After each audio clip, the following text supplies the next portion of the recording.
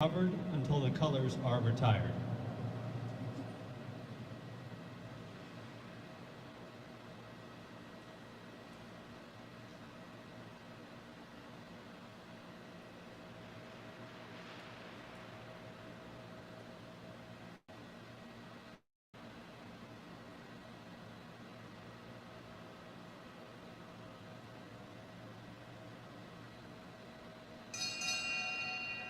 Senior Chief, United States Navy, arriving.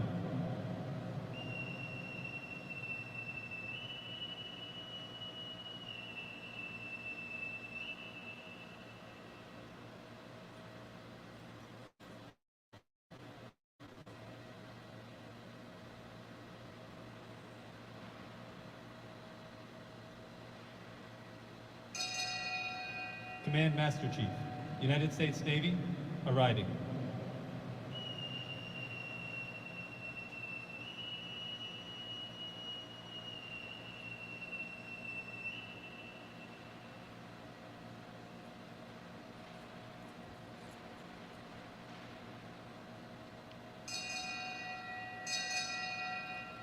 Helicopter Test and Evaluation Squadron 2-1, arriving.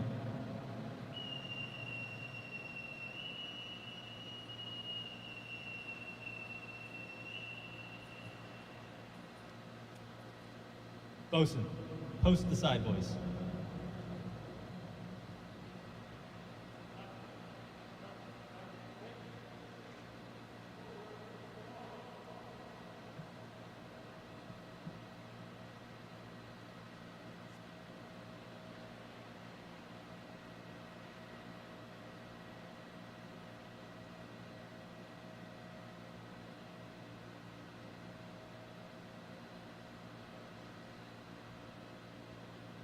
Color Guard, parade the colors.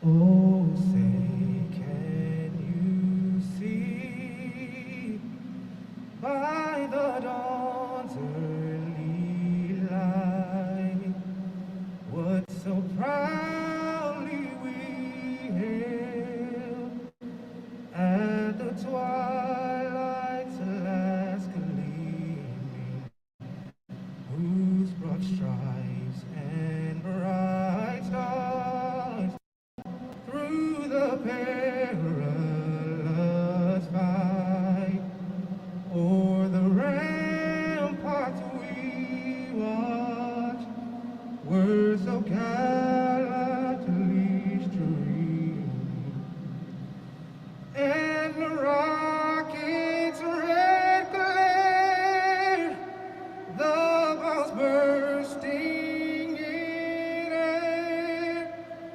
gave proof through the night that our flag was still there.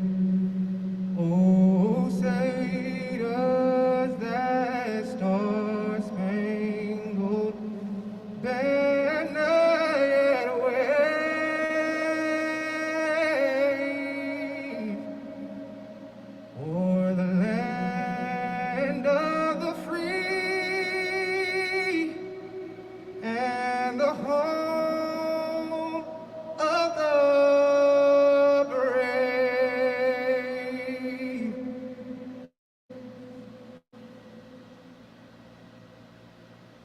Guard. Retire the colors.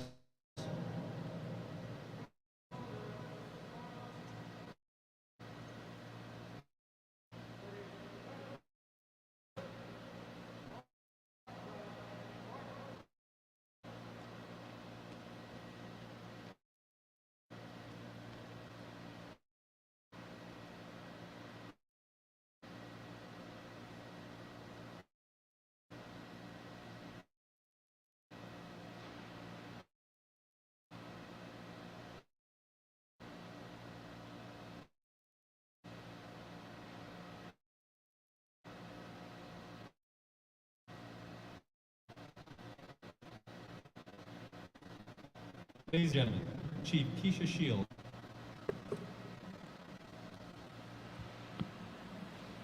Bow your heads and allow us to pray. Dear Heavenly Father, we want to thank you for this day in honor of Master Chief Herb Banks and his 23 years of naval service. Lord God, we would just like to thank you for all of those that are here today, those that are still on their way, and those that had the heart to come, but for some reason couldn't be here. We would like to ask you for a special blessing for his wife Sheena, his daughter Savannah, and his sons Hendrix and Herb III. We also ask you, Lord, that you touch each and every speaker that are going to come before us today, and all of the participants that have unselfishly dedicated their time. We pray that this ceremony is pleasing to you, Lord God, and to the Banks family. We ask all these things in your holy and precious name. Amen.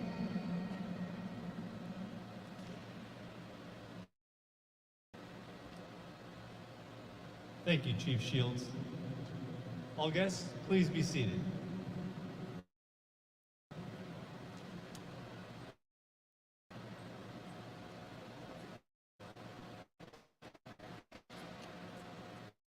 All right, so now that we got some of the formalities out of the way, let's get the festivities started. Good morning. Welcome you all to the roast. I'm sorry, the retirement of Master Chief Banks. And I'll tell you that I'm honored. I'm sorry. You knew you were going to have two 6-foot-plus guys seeking to hold out. But I am. I'm honored to be here today. It's beyond measure that Master Chief asked me to be a part of this ceremony. I do appreciate it. Sometimes it seems like it was just yesterday that we were a couple of troublesome second-class petty officers serving together, shaking things up. But that was at least 14 years ago, at least. It's a lot of water under the bridge. And after all your 23 years of service, I have to say that I sure had it pretty well. But seriously, you were a mentor to me then, and you are now. I've learned so much from you. So for all of you here in attendance today, if you don't know, he's a tremendous shipmate and one hell of a chief. He's fairly loyal unless given the opportunity to end his sea tour early. You know what I mean? He's reasonably fit. He's generally knowledgeable about some things.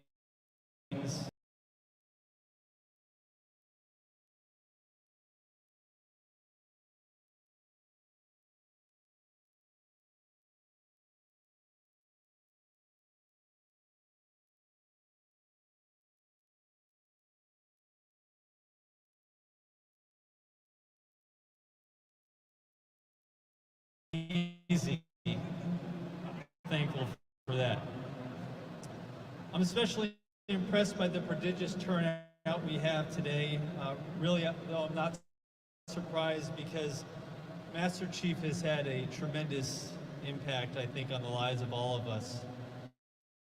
So I think today we all probably feel the same about this retirement. Finally. But I'm kidding. it is a celebration for you and your career, your family as well. It's our chance to say thank you to Master Chief for his many contributions that he's made our Navy stronger and to honor his numerous accomplishments. So I think that we can probably get you all out of here in the next 10, 15 minutes tops to recognize the gravity of today and get the closure that we all desperately deserve. This is, mercifully, the end of an important chapter, but it's also the beginning of another, so it's fitting that we wish Master Chief every success in his future endeavors, and hopefully this time it all works out.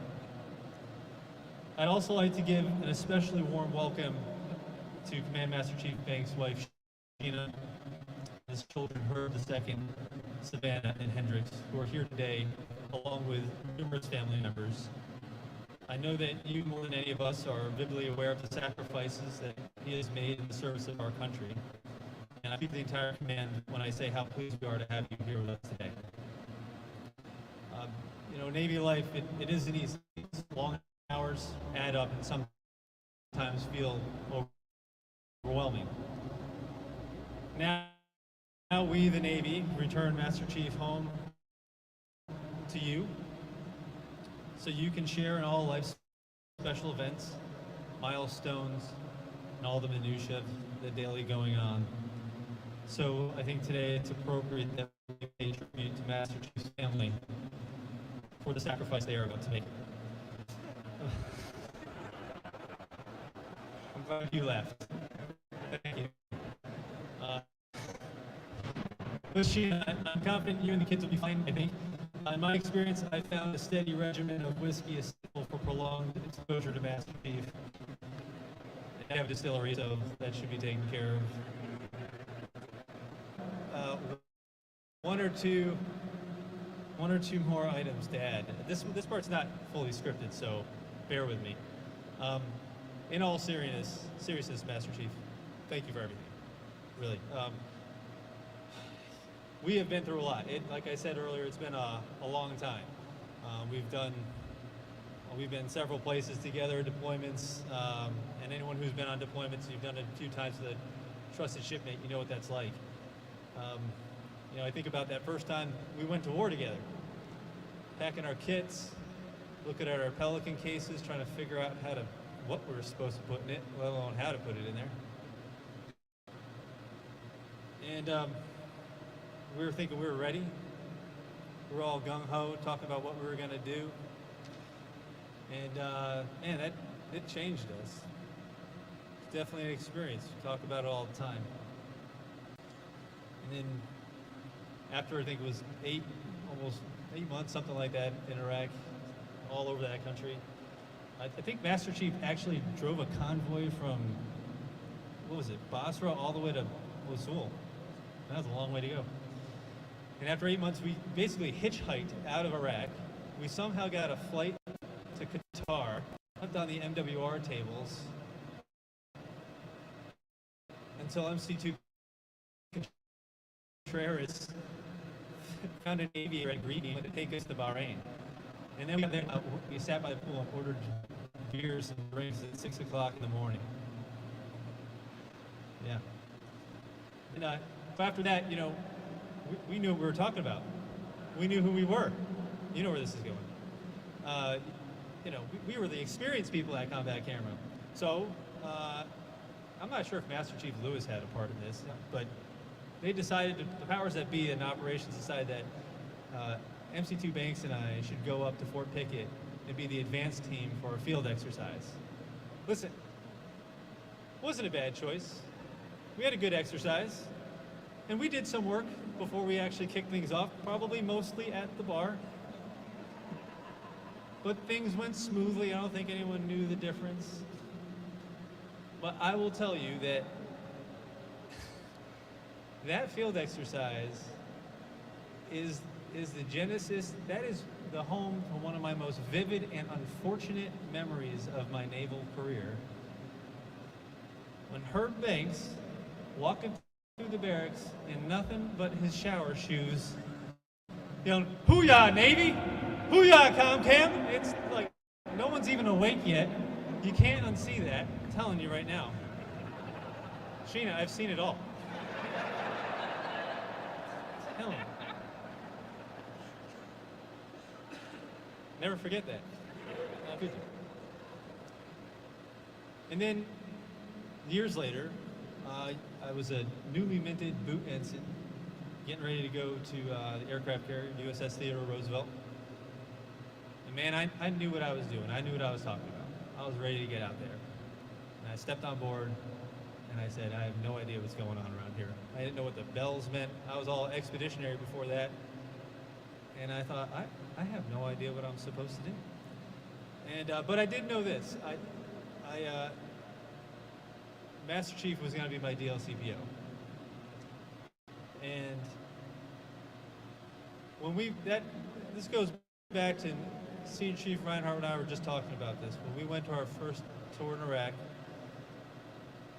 I thought to myself then, I said, and that guy is the chief. You're MC2. Well, you were leading our whole day, no doubt about it. And so I knew that I was going to be okay on the carrier. I knew it was going to be successful because he taught me. He spent the time to teach me, talk to me, mentor me, chop it up on the smoke deck with some cigars, just listen to me, make sure we were pointing in the right direction. I just knew you wouldn't let me fail. Except for that one time that our entire division got counseling chits from PAO. That we should blame Vladimir Putin. Okay, so. But no kidding, I mean that from the bottom of my heart. Master Chief's been the most important leader in my military career, from the ground up, no doubt about it. They say chiefs are the backbone of the Navy, right? And I think we hear a lot of what chiefs are supposed to be. Well, he's sitting right there. Every inch of what's described as a Navy chief, that's you. And I can't tell you how much I appreciate maybe a better sailor, a better man. I am really happy for you today. It's been an amazing career. Happy for your family. I think you got so much in front of you. I look forward to all your successes. But listen, I'd be lying if I didn't say I sure would love to make one more deployment with you. I'm gonna miss you, brother. So I'm gonna stop running my mouth. All right. So now it gives me great pleasure to introduce the retiring officer for today's ceremony, Commander Short, Commanding Officer HX-21.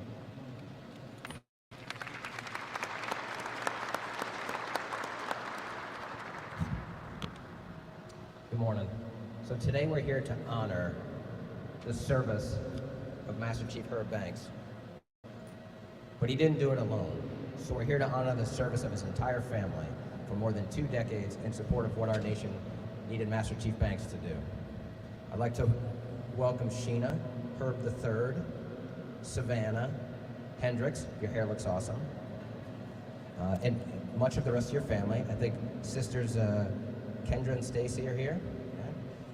Lieutenant Colonel Ralph, Uncle Featherstone. I think Uncle Gary Featherstone and Aunt and Uncle Richard and Renee Banks are here. So thanks for coming to join us today.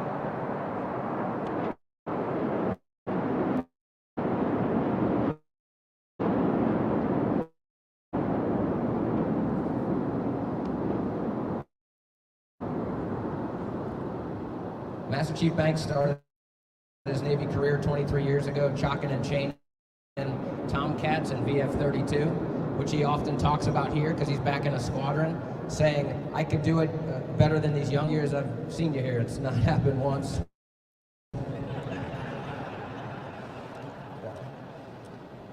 He decided life in the air wing was too easy for him, so he struck his rate, became a photographer's mate, and then a mass communication specialist when they changed the name, right? Where he deployed, as we all know and have just heard about, deployed with the SEALs and Special Forces units in Iraq. And I won't tell you much about those stories, right? Because you've alluded to some of those, other than one of them, which is my favorite one. You've earned your combat action ribbon. You're a combat veteran. But my favorite one is that when they were hungry one time, they acquired to clean and barbecue out there. And that must be where you got your passion for hog hunting. But I bet the SEALs hit what they shoot at.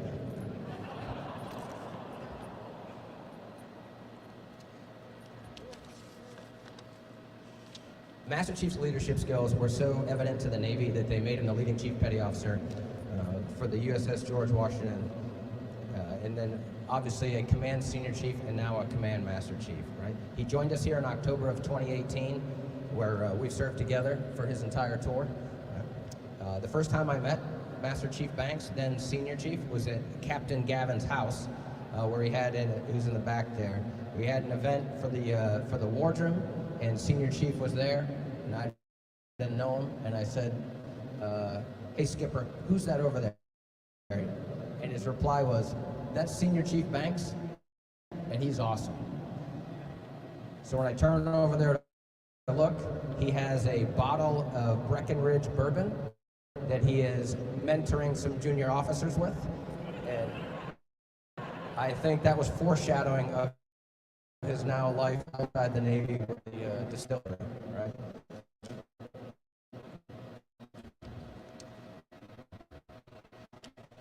Since coming to the command, Master Chief has been a shining example of leadership for the entire squad of the world's problems together.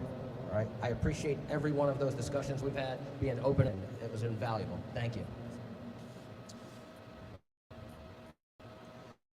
We've made it through some tough times here together as the country has been divided and going through different things, and those discussions really helped us shape where we thought that the command needed to go together. To the officers out there that are someday going to take command, you think you know what the relationship between a CO and a command master chief or a sergeant major is? I'm telling you, you don't. And you don't know how important it is until you're in that role. Talked a lot about family this morning, and family, and he and I have talked family together quite a bit, but family is a priority for Master Chief, right? And when the Navy gave him an option of pick the Navy over your family, he said, "No, thank you. It's now time to pick my family over the Navy." 23 years of service to the Navy, now it's time to continue to serve with your family, right? Which is a choice that I absolutely respected and supported and encourage you to make. It's my today. Thank you for all being here with us. And now, as if you didn't hear two speeches already, it's time to actually introduce the guest speaker.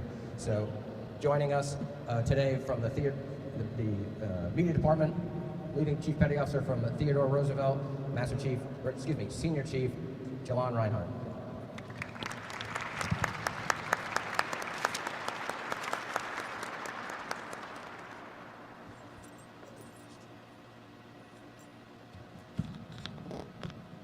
I'll be good, sir. Commander, shipmates, honored guests, esteemed family and friends, and fellow chiefs. It's with an humble spirit that I stand before you today. I wouldn't imagine being anywhere else today, but standing here as the guest speaker still leaves me in a bit of awe. I hail from a tradition of people who are taught to give honor where honor is due. But how could Master Chief think such of me, the silly church boy? I mean, he's my chief. He's the person I look up to. He's my page 5 in my charge book, my North Star, not the other way around. True genuine chiefs have a seminal impact on the sailors, on the people that they lead, but also on those who through ancillary circumstances find their way into their ever-expanding orbits. The residue of their guidance, mentorship, and leadership remain long after the warmth of their protective presence transitions from their present command to the next. I am who I am today, of course, because of my faith and my parents, but just as importantly, because of my chief, Master Chief Moneybags Banks. To this present day, Master Chief has been a persistent anecdote and living metaphor in my Navy story since our introduction in 2009, but actually crystallized through a deployment in 2010. One of my first memories of Master Chief is by way of a story he told of being on his first deployment with Combat Camera to Iraq. He was preparing to go on a mission outside the wire with a few SEALs, and one of the teammates asked him, "Hey ComCam, have you ever done this before?" Then MC2 Banks answered as the only way that he could, "No, but I've sure played a lot of Call of Duty." Most who know me or have talked to me by connection are introduced to him. And if there's anyone or any way that has ever doubted that, the best way I've been able to capitalize what he means to me is by saying a story I'll tell a little bit later. He went to the Senior Enlisted Academy, and most of the class already knew who he was because I happened to go just before he went. And he's also the only MC I know who still has more images of him published than images he actually has taken himself. And if you know anything about Herb, you also know he has the famous hero pose. And of course you have a medium shirt on too. Of the many things I can say about the impact that Master Chief Banks has had on my life, the only way I've ever found to truly articulate his importance to me is to simply say, if he ever needed my star to become a Master Chief, I give it to him today and retire a Chief. He is one of 3 people I have met in uniform who I will follow anywhere without question. He would only need to tell me who, when, and how, at what time, of course, and give me a moment to call my mama. I am a mama's boy after all, and I'd hate for my mama to be looking for my friend. Checking into combat camera in the fall of 2008, I remember falling into ranks outside of the building, only for this little white Camry to come zooming up, and out hops this sailor with his cute pencil mustache, walking on his tippy toes, laughing and talking real slick. I remember thinking, who is this dude? And why is everybody acting like he's not late? This is going to be a colorful ride. Fast forward a year, and attention to meritorious promotion, MC1 Banks arriving, and me thinking, oh, that's my competition. I'm gonna need to see him that year. Appreciate the battery in my back and my challenge. Now I've got to run you down. Spring 2010, he is the LPO, and we are headed to Bahrain. Our first real conversations began. Then our gym therapy sessions. Every day rolling over to 0500 texts. We in the gym? Me thinking, this is my kindred spirit. I'd do anything he asks. Both tattoo lovers, of course, somehow finding ourselves over the border in Saudi Arabia with a pocket full of Banari dinar and a trunk full of alcohol. Because I was the one driving and I missed the exit leaving out of Bahrain. Oh, the good memories, but Zeno will always be the homie. To his re-enlistment ceremony, not too long after initiating me into the Chief's mess, where he said, I just had the pleasure of initiating my best friend. I looked around thinking, who is he talking about? Oh, he's talking about me.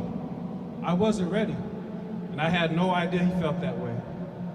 I remember the year before he made Master Chief, the conversation that we had. You told me that you weren't going to put in a 9 package because it was more important for you to be home with your son during his last few years of high school. I remember asking, you're going to do what? We never talked about that. This is what we planned all those years ago as 2 hungry, rambunctious petty officers on American Alley or in Shawarma Alley. How, when we finally put on khakis and talked about what it was going to be like, are you going to walk away from all of that? He simply said, if I make it, I make it. Right now, I want to be home with my son. This is more important. I remember thinking, we have ascended now. We have matured. These are those things, those ones, that are more important than even our careers and ourselves. And the thing that is most worth our sacrifice, our families, I'm still learning. But it wasn't always hustle, competition, and your friendly game of Scrabble, which of course I dominated, check the tape. He also held me accountable. Of the 3 counseling chits I've received in my 17 Navy career, he's given me 2 of them. What happens when cocky meets cocky? Well, wisdom and respect prevail, and the younger gives way to the elder. So I submit to him. He taught me, it doesn't matter how good you are if your peers suck or you aren't inspiring. He taught me that it was more important how I left people feeling than what I thought I was accomplishing. If my sailors were scared to talk to me, was I really their chief? He taught me that leadership is not just a seasonal event, that the chief's presence is always required. He is leaving our Navy better because he made us better. He challenged us to expand, to grow, to think critically, and to lead. He planted, developed, and trained us. Though he may go ashore, his essence remains because he lives in every one of us all the people that he touched. Lady Banks, thank you for loving, challenging, and making my friend, my brother whole. You helped create a life for him and with him that put his life in focus and continues to distill into the you all's purpose is what you will accomplish together as one. I would argue that for the first time in his life, he had an encounter, a seminal moment, and made a connection with someone who challenged what he thought he knew and what he thought he wanted. You taught him what it was to be a professional assassin, yet gentle enough to make his family his priority. You made him better, and by virtue made those of us who use him as our North Star better too. A very famous book states, he that findeth a wife findeth a good thing and attaineth favor from the Lord. You are his good thing, and the favor that rests on his life is because of you. He would do well to remember that. Shipmates, the traditions of the sea are long and they are storied. Mess, as keepers of our beloved Navy's heritage, as we prepare to send one of our own ashore for the last time, we cannot allow his service, the sacrifices of his family, to be in vain. Proverb further says, a good name is rather to be chosen than great riches. Master Chief gave us a good name by virtue of his investment in us. And as such, we owe a debt to plant, groom, and further grow others. Brother, thank you for what you are, but more importantly for who you are. There's the Middle Eastern tradition that I've adopted over the years through my Navy travels. It's simple and it's used in greeting the ones who mean the most to you. You place your right hand over your heart as a symbol to say, you are close to my heart as you offer your salutation. You'll always be my chief, no matter what may come. But most importantly to me, I have two categories in my life. You're either my family or somebody who thinks they know me. I'm happy to always call you brother. Live well.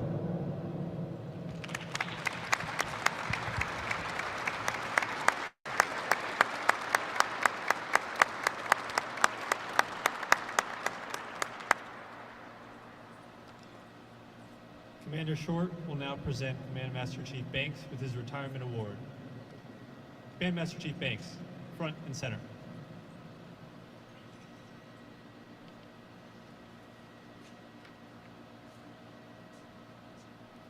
Guests, please rise. Military guests, attention to award.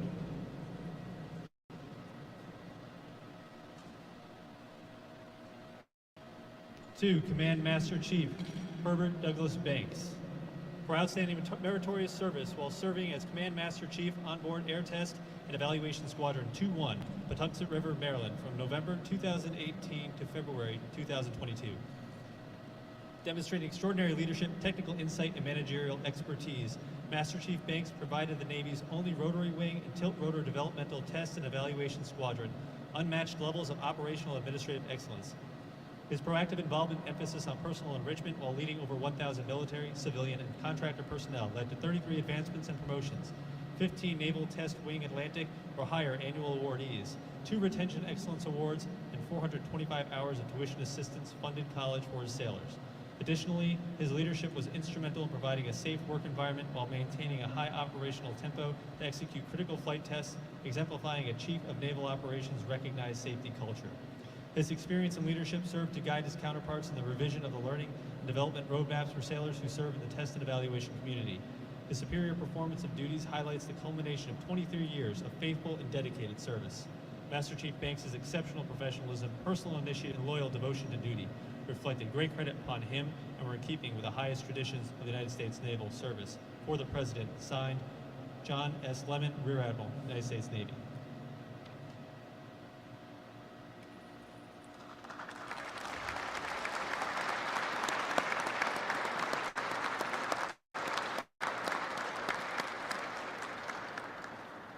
Commander Short will now present Master Chief Banks his Certificate of Retirement in the Armed Forces of the United States of America.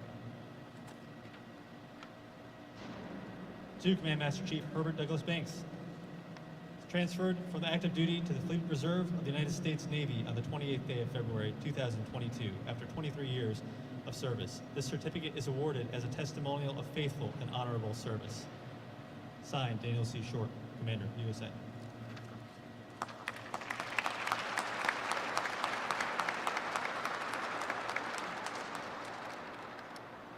Commander Short will now present Master Chief Banks a letter of appreciation from former President Barack H. Obama. Certificate of Appreciation. I extend my personal thanks and the sincere appreciation of a grateful nation for your contribution of honorable service to our country. You have helped maintain the security of the nation during a critical time in its history with a devotion to duty and a spirit of sacrifice in keeping with the proud traditions of military service. Your commitment and dedication have been inspiration for those who will follow in your footsteps and for all Americans who join me today in saluting you for a job extremely well done. My best wishes to you for happiness and success in the future. Barack Obama, Commander-in-Chief.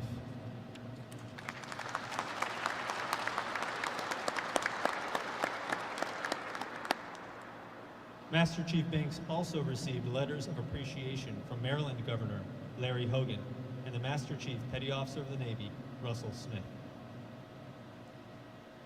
Commander Short will now present Master Chief Banks' family with letters of appreciation.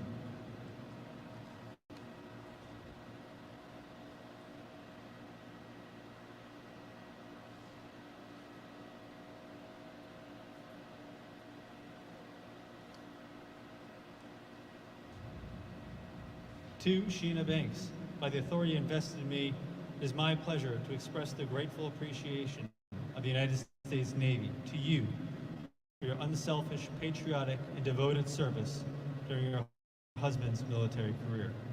Your unfailing support and understanding helped immeasurably to make possible his lasting contribution to the Navy.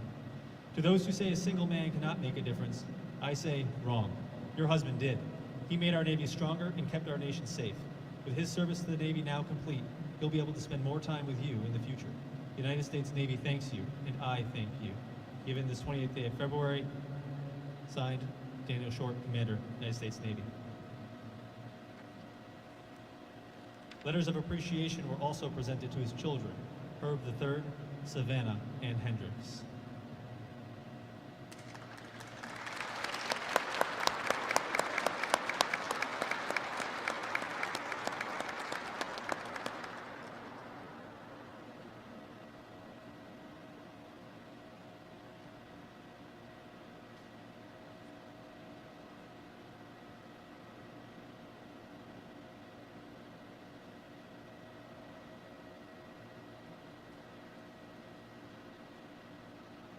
All guests, please be seated. Commander Short will now present Command Master Chief Banks with a gift.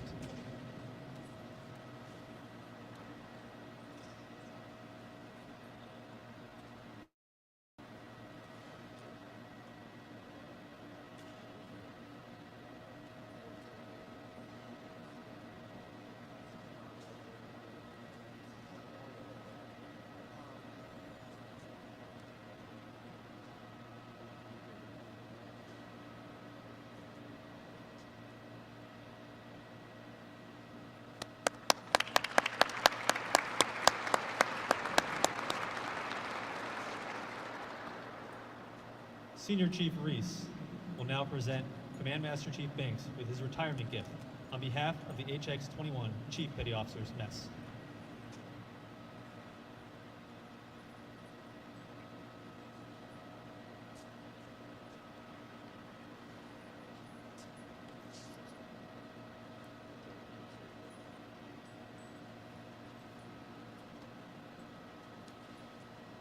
So I'm Master Chief Banks' replacement, and that means I've had the easiest job in the Navy for the past 4 months, and also the hardest because I'm following Master Chief Banks. He's done a great job mentoring his chief's mess and his sailors, and I'm totally forever grateful and everything he's done for me as I came into this new role. And so you can see we got him a little jerry can and his favorite spirits there. And I think he's seen that before, but this one he hasn't seen. And this one's special because only Big Chief gets this.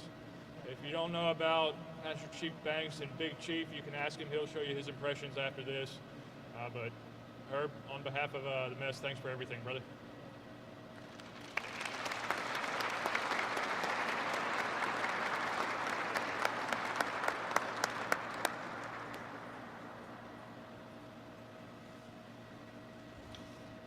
While her sailor answered the call from the sea, she stood on it, fighting down the fear that he would not return.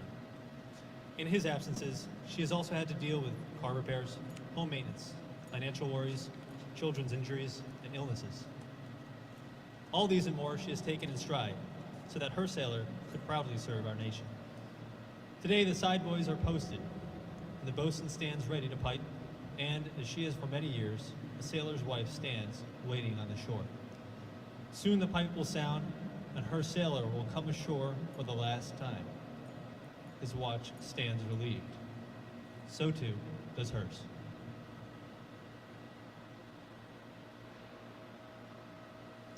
Ladies and gentlemen, it gives me great pleasure to present Command Master Chief Banks, United States Navy.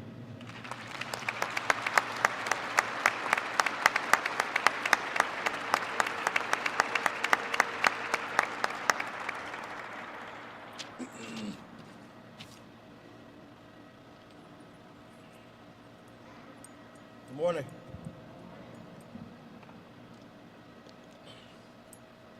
Skipper. Thank you, sir. Thank you for being my officiating officer. Can you guys hear me? Thank you for being my officiating officer this morning. Wouldn't have it any other way. Thank you for allowing me to serve as your Command Master Chief. I certainly wouldn't have that any other way. Sir, I thank you for trusting me and allowing me to advocate for the sailors and Marines on board this unit. It was a blast. Thank you for all the tough conversations. I thank you for every success. I thank you for every failure. I wouldn't change a fucking thing. It was a blast. CTP, sir. Sir, I appreciate every opportunity I had to share a seat at the decision-making table alongside such a brilliant and highly intelligent, talented Marine Corps officer like yourself. Relax, Ralph. I know it's weird to hear me talk about a Marine being intelligent, but settle down, okay? Thank you a lot, sir. Captain Gavin, it was also a pleasure and distinct honor to serve as your Command Senior Chief. Thank you, sir. Getting yelled at already. It's not even my fucking wife. God damn. You guys hear me now? Better? Great, thanks. Who else? Lieutenant Colonel Ennis. Sir, it was definitely an honor and privilege serving as your Command Senior Chief also. I was blessed to have you be present and be the first person to tell me that I had made Command Master Chief. I've also been blessed not only to serve as a leader on board your team, but I've also been blessed to transition that relationship into a friendship. So I thank you for that also. Thank you to your beautiful wife, Lori, for being here also. Good to see you. Thank you also, Kristen, for being here. Good to see you also. Thank you even more for marrying this guy here, because since you got married, I stopped receiving 2,300 text message taskers. I think I speak for the entire head shed when I say keep doing what you're doing respectfully, ma'am. Thank you. I have a lot of family and friends here. A bit overwhelming, if I may be honest for a second. I was looking at the guest list the other night, and I was identifying the names, and strangely enough, I became a bit emotional looking at every name and reflecting on every person who RSVP'd. To the assholes that didn't, I'll talk to you later. But I was able to identify every impact you made in my life. And I can't tell you how much I appreciate you guys and the presence and impact you've had up to this point. So while you think you may be here to say thanks or congratulate me, it's quite the contrary. I brought you all here for one opportunity to get you all in one room to express my appreciation to each and every one of you. I'll start with my shipmates from BF-32. Fred, you serve as the conduit to that. I appreciate you being my first chief, being the first adjutant I got outside of basic training. So thank you for all that you bestowed upon me in all seriousness. Respect the hell out of you, always looked up to you as a leader and guiding counselor. My team at O&I, Mr. Johnny. Johnny Nelson's around here somewhere, but he and Phil were my chiefs up at Office of Naval Intelligence. I appreciate you both. Johnny, you pissed me the hell off when you made me go to that airfield, man. But no shit, man. You salvaged my Navy career because I was kind of a shitbag up until that point. But, for whatever you saw in me at that point, man, I appreciate you. Thank you for investing in me. Thank you for believing in me. I owe you a debt of gratitude, man. So whatever I can say here will never be enough to what I owe you. I always appreciate you. I appreciate Phil also. I wish he could be here today. Understanding that mission is always taking precedence, so I love her nonetheless. Phil was president at some of the most challenging times in my life when she served as my chief also at ONI. When my oldest, Herb, was first born, she allowed me time to get off and take care of whatever I needed to take care of and make sure Herb was squared away. My grandfather became ill and she allowed me time and take care of him the way I needed to. And she used to come in and bake these cookies and tell me to give Grandpa these cookies. And Grandpa would sit and eat the whole damn batch of cookies. And he asked me who made the cookies, and I told him who made the cookies a couple days later. He's like, hey, see if you can bring us some more of them white lady cookies in here. I went back and told Phil, and like clockwork, about a week later, she brought me some more of those white lady cookies to take to Grandpa's. I wish Phil was here today because I'd tell him thanks again, man. I love him. My chief from off Saipan, Lisa Mikolajczyk, was also a great chief, great leader. Also poured into me, gave me a chance when I was going through a very difficult point in my life in the recent passing of my grandfather. Excuse me.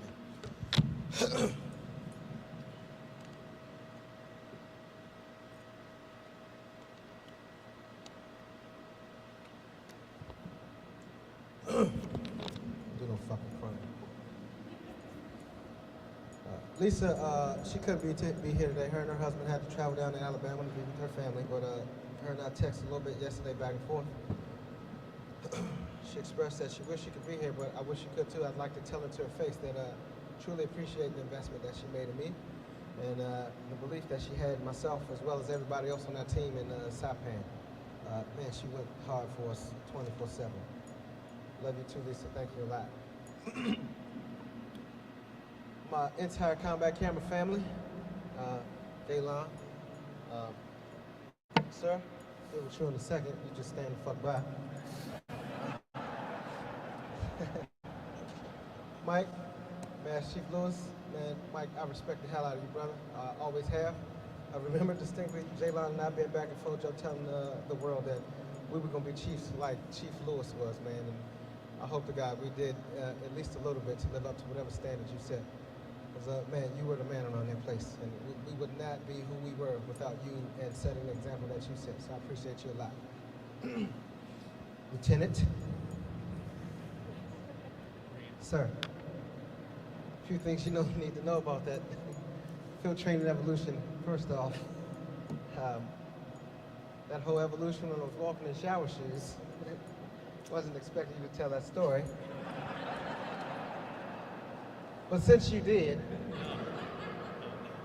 a couple things you need to know. If you've ever read the book, 48 Laws of Power, you know the 49th law was whether you be in a penitentiary or a field training environment, you establish dominance immediately.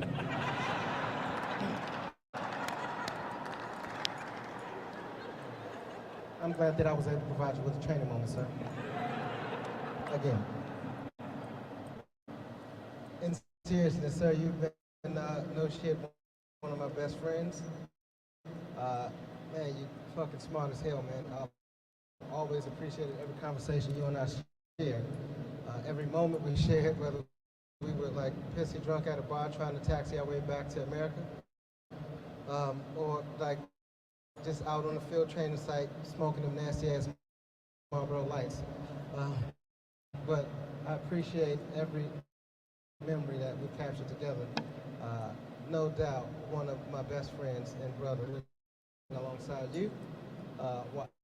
To watch you grow and to be a part of that, sir, was definitely an honor and a privilege. So thank you. Jaylon, man, First off, I'm not the only stupid ass in the room. Like, you're just as stupid as I am. We would compete for like the dumbest stuff, whether it be pushing weights or running or breath holds or something. And we would just compete against each other. Never personal, but personified. Just as you were looking to me for guidance and wisdom, and I was looking up to you. This guy doesn't cuss, doesn't drink, doesn't smoke, faithful Bible reader, and I don't know what the fuck he saw me. Weird.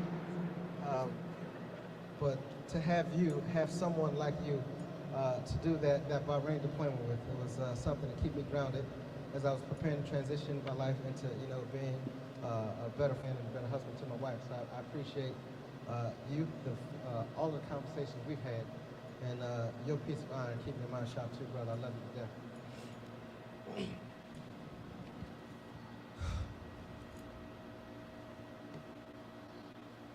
To my family, where's Grandma? Grandma, I love you so much.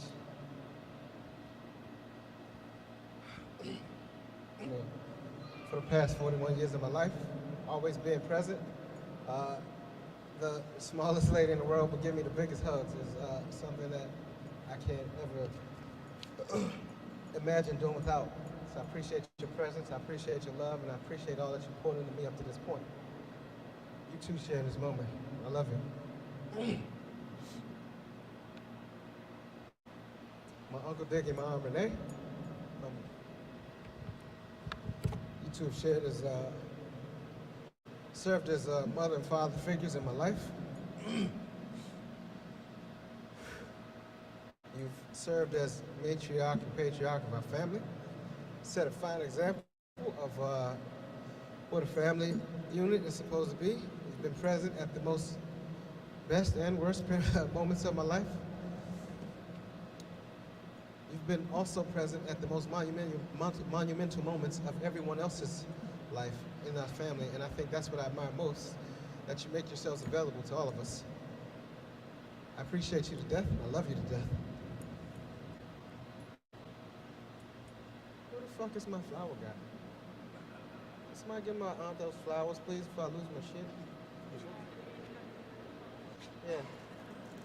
Yeah, those, right, yeah. That lady right there, yeah, thanks.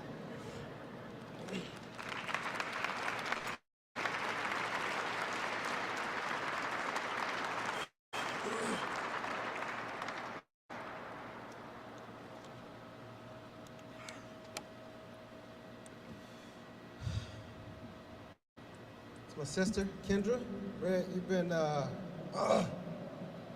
for me since I was born. Despite this bump you left on my lip like 36 years ago. We'll talk about that again later. But you've been present at every single moment in my life when I needed you the most, and you would felt like being present to celebrate whatever we were celebrating at the moment.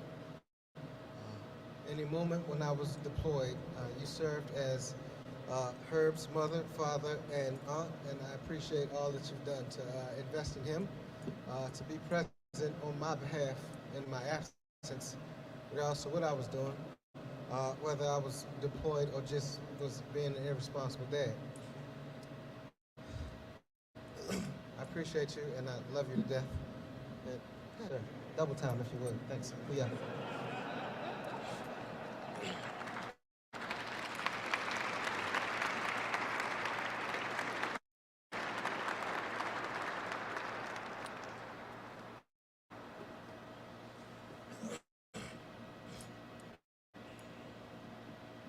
Where's Van Dex? Man, I appreciate you guys taking the trip up. You guys have excuse me. You guys have been a steady force in my life and my wife's life since we've been married. You've accepted me as a family member. I love you both. I wish you'd have brought Money Mace with you because I'd have had him on stage with me right now. But I appreciate you guys for being present and being the support that my wife needed in my absence. So thank you both. And I love you both.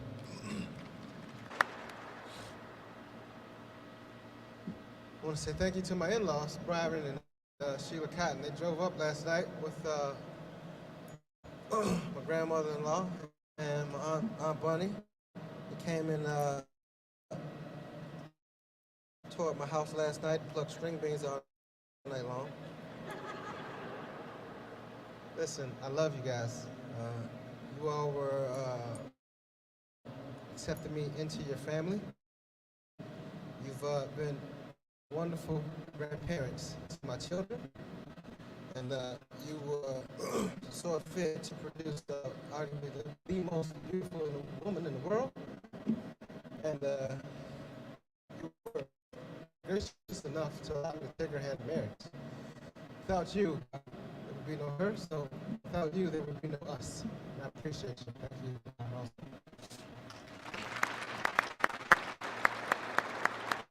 Just getting antsy. So one of the major reasons I decided to retire, because I was afraid I would miss any more moments in my children's life. I missed a bunch of birthdays and Christmases with her. I'll probably go to my deathbed regretting those moments, but I didn't want to do that anymore. So I think it was February 9th of last year, I, excuse me, dropped papers to retire, and I kind of not sure how I felt, good or bad. That was a Tuesday. That Saturday, Savannah had a ballet recital. And first off, if you've never seen my baby girl dance, then you haven't lived yet. But second, Savannah got up to do her recital, and she was completely, for that moment, thinking to myself, I couldn't possibly imagine being deployed and missing this moment. So that moment made me feel good about the decision I made to drop my papers and come spend more time with my family.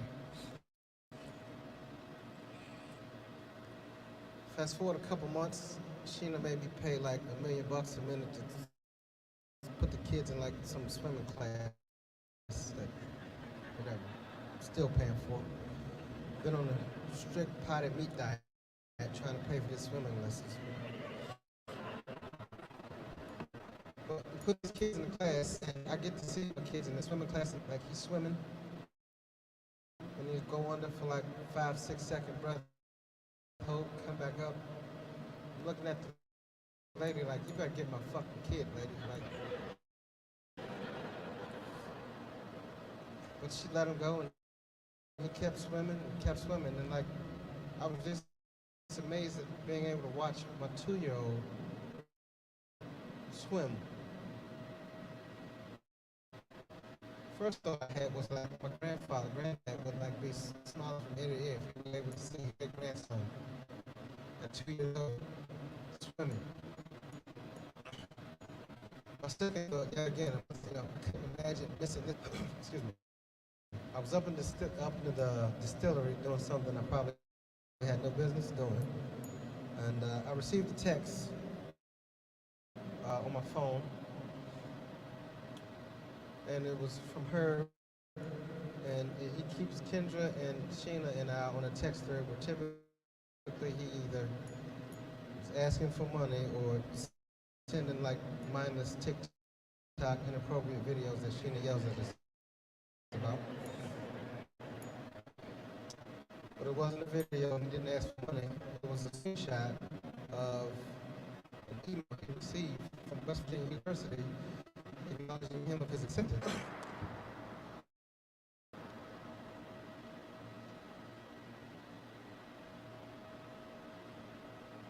I almost got emotional at that moment, but Sheena called me, and of course I had to be there for her because she got emotional.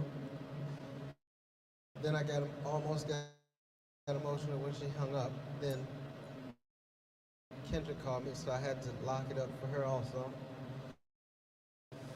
And then Herb called me because he had just got off the subway, and of course I couldn't have Herb on the phone, so like I didn't get emotional at that moment. But I thought to myself, yeah, again, I thank God for allowing me to be present for my son sitting in high school. And then, like, a week later, he got another letter. Now he's being cocky. He just sends messages like, yeah, and another one. I don't know where he get that cocky shit from. I told you about that shit.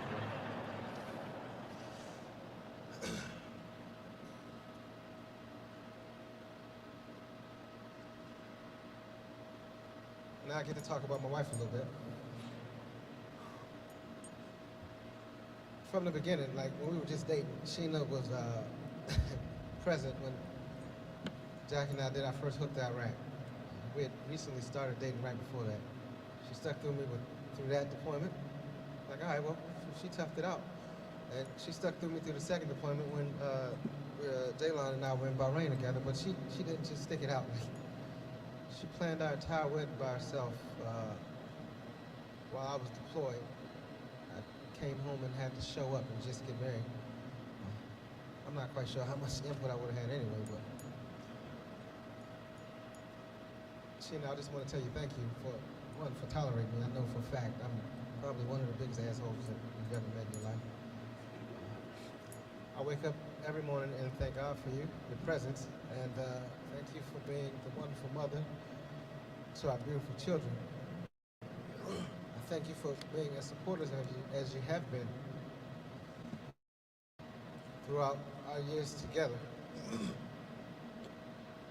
Now, go home and I talk to Sheena about stuff, and like her response is always the same. She'll push back with a few questions, and she'll always end the conversation with something along the lines of, I support whatever you want to do. Couldn't think of a better life partner, a better teammate, a better friend. I love you to death. Excuse me. Excuse me.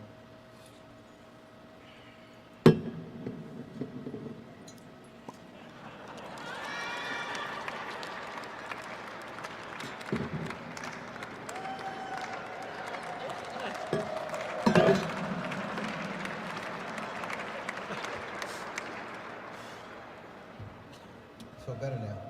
Focus.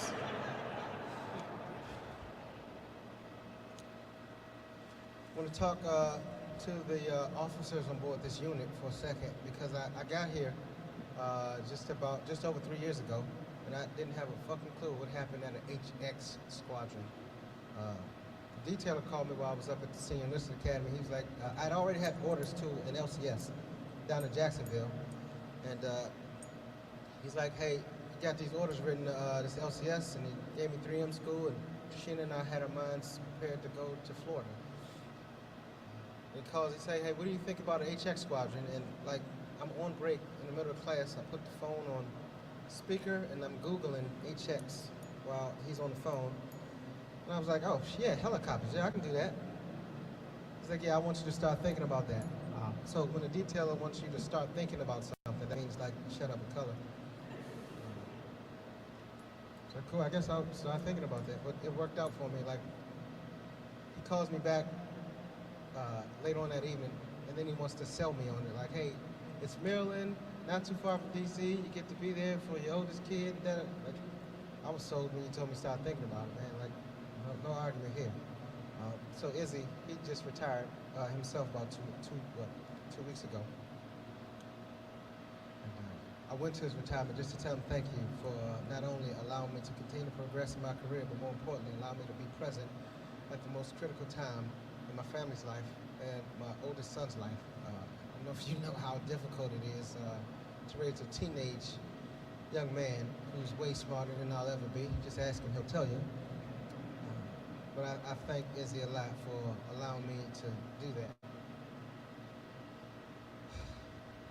But to the officers here in this community, I didn't quite know what happened here until I got here 3 to 4 months in, where I finally figured out that every flight in an operational capacity that leaves and comes back means that the flight crew here did their job some 5 years ago, 5 years prior.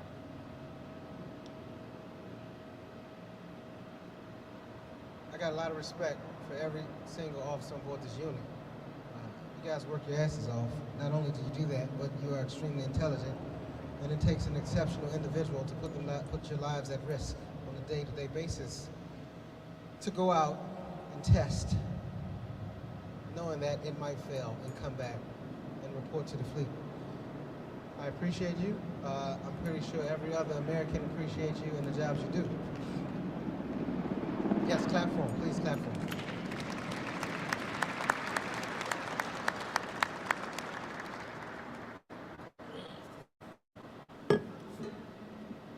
I want to talk to my Chiefs mess for a second also.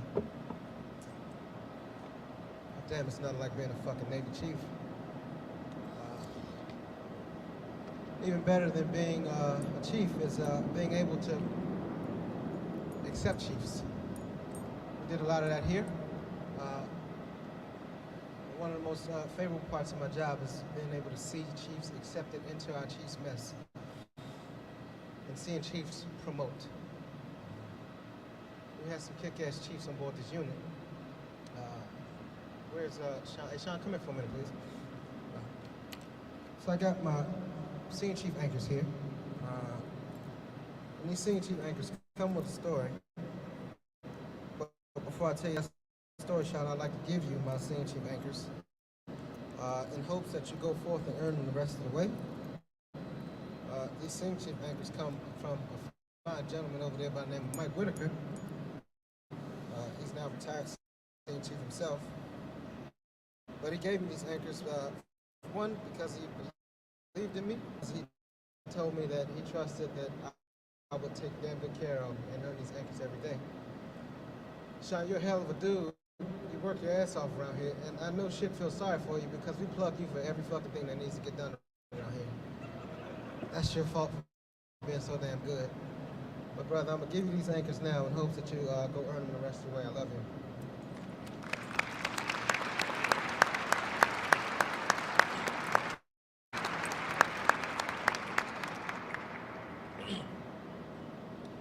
Rick. Where's Rick? Rick, come here, Rick. His name is Rick Bartlett, but for like 6 months I would call him Rich. And that kind of thing, right? But, so Rick is my coordinator for this event, so if you guys like or dislike anything, blame him and I'll tell you about it later. Rick, I want to say thank you for putting all this together. I want to say thank you for making sure my family appreciate you a lot. But more than that, I wanted to offer you my Command Senior Chief pin, my cookie. It took a lot for me to earn this, man. I'm damn proud of this Command Senior Chief pin. You and I have had a lot of conversation about whatever the future holds for you. But I will tell you that one of the things that I found most impressive was that once you checked in back there in ops, seemingly overnight, Skipper and I would agree to this, that every challenge we had back there in ops essentially disappeared because of your leadership, your engagement, and your presence. You are an engaged leader that I definitely appreciate serving alongside. But more than that, you have the temperament and the wherewithal to perform in the capacity of a Command Senior Enlisted leader. So I'd like to provide you with my senior.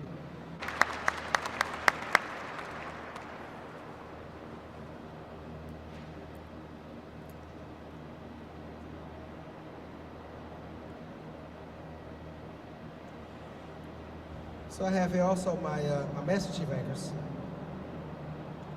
He's coming with a story also, and I'm almost finished, so you guys can eat cake or chicken or whatever in a minute. That's all the whole reason why you're here anyway. But my Master Chief anchors came from my good brother and friend Flaps. Flaps himself is a retired Master Chief. Flaps and I have that in common, but Flaps and I also share the same birthday of September 16th. And if you're a chief worth your salt outside of the COVID environment, you know exactly what that day means to the chief's petty officers at large. That is typically the day when we would pin new chiefs to chief petty officers after 6 weeks of rigorous training. So Flaps and I both would agree that we were both born to be Chief Petty Officers. So yeah. But Flaps gave me these anchors and told me to make damn certain that I earn them each and every day. Flaps, I thank you for believing in me. I thank you for how many talks, how many smokes, and the many nights we left by pissy drunk. And thanks for getting me yelled at, because every time I come in the house drunk, my wife gets upset. In seriousness, Flaps, I love you, and thank you for believing in me, man. But I'm hanging this uniform up, and I have to do something with the anchors because they still have a lot of life left in them. So I'd like to give, with your respect and your blessing, I would like to give your anchors to someone that I truly look to, value, and trust that they'll be wearing them here pretty soon. So Jaylon, I'd like to provide you with these anchors, man, if you come and take these.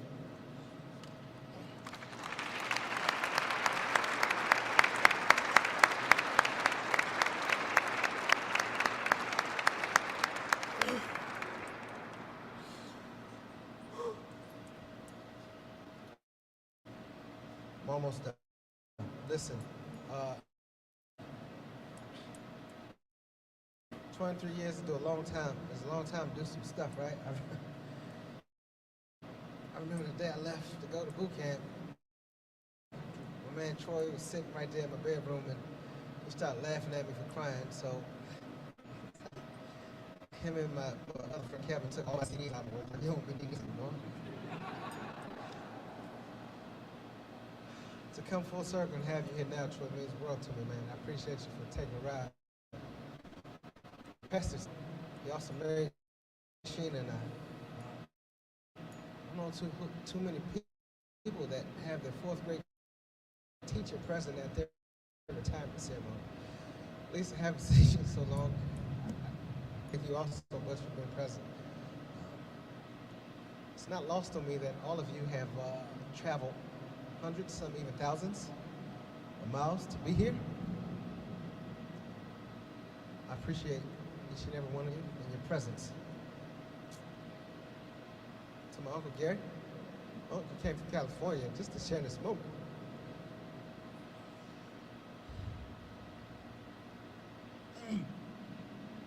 Excuse me. I've always looked up to you, always valued your opinion. Anytime I was at a critical juncture in my life and I had to make some tough decisions, after my wife called me stupid for even considering, she'd tell me to call you to see what you thought. I thank you for being a steady presence. My Uncle Guy isn't here, but I would thank my Uncle Guy also for being an example of perseverance, an example of what it means to get up, fall down, and get back up, and to just tough it out. Because life doesn't control you, you control it. I thank my Uncle Ralph, present, steady presence in my life. Ralph, I've always valued you as a big brother, someone I looked up to. I remember when you got accepted to the Naval Academy, and frankly, your acceptance into the Naval Academy was the only reason why I considered the Navy. If it wasn't for you, like, I would no shit either be dead or in prison right now. So I thank you for your presence. I thank you for being an example.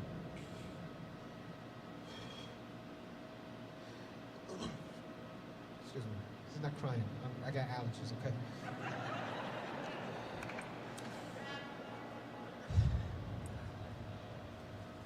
I thank you, Ralph, for everything that you've done, man. Every sailor and Marine that I've had the honor and privilege of serving alongside, I appreciate you having the courage to tell me I was wrong, having the courage to tell me that I need to consider a different aspect, different perspective. Thank you for challenging me. Thank you for making me better. Thank you for allowing me to lead you. Thank you for allowing me to serve. My final charge is to be comfortable in this environment of uncertainty. Not quite sure of what the future holds for this country. Not quite sure whether or not Russia is pissed off at us today or tomorrow. Not quite sure whether North Korea is going to poke at us or not. But be nimble, be prepared. War's inevitable, and it's what we signed up for. Keep your head on the swivel. God bless you. God bless your families. Thank you for your service, and thank you for having me here today. Thank you for allowing me to serve you. God bless you all.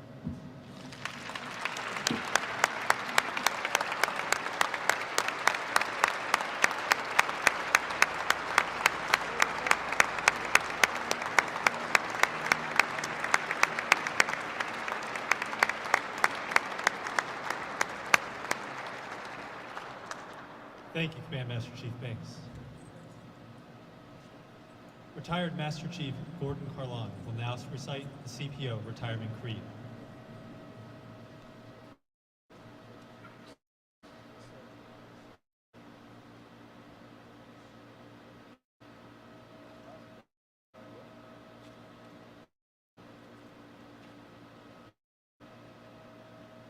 So Lamore's definitely out.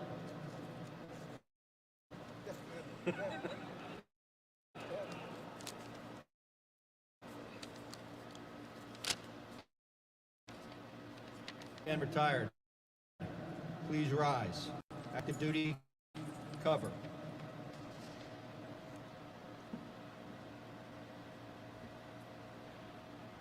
Master Chief Banks, you have on this day experienced that which comes to all of us who serve on active duty in our Navy. I say our Navy because your departure from active duty in no way terminates your relationship. By law and tradition, U.S. Navy retirees are always on the rolls, ever ready to lend their service when the need arises. The respect you earned as the Chief was based on the same attributes that you will now carry into retirement. You should have no regrets.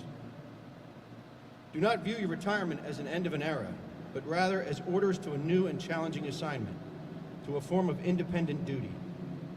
Remember well that you have an accepted member of the most exclusive of all fraternities, that of the United States Navy Chief Petty Officers.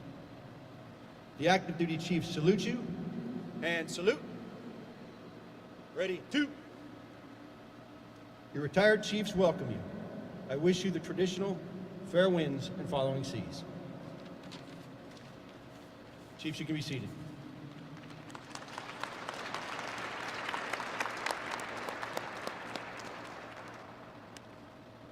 Thank you, Master Chief Carlon. Chief Petty Officer Shields will now recite Creating the Navy Wife.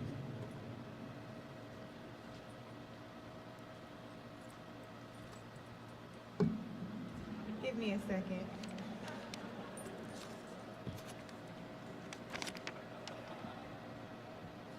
I'm sorry.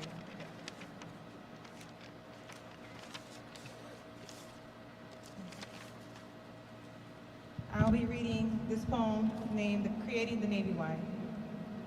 When the good Lord was creating Navy wives, he was into his 6th day of overtime.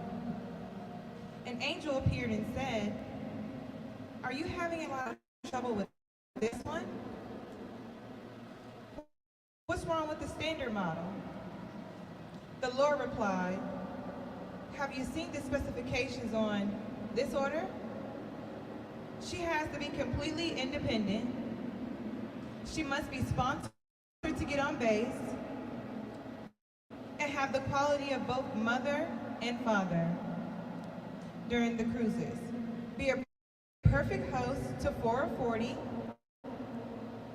run on black coffee, handle emergencies without a Buper's manual, and be able to handle the flu, birthdays, and move around the world, if need be, on a moment's notice, to her husband's weary day. Have the patience of a saint when waiting for the ship to come in, and have 6 pair of hands."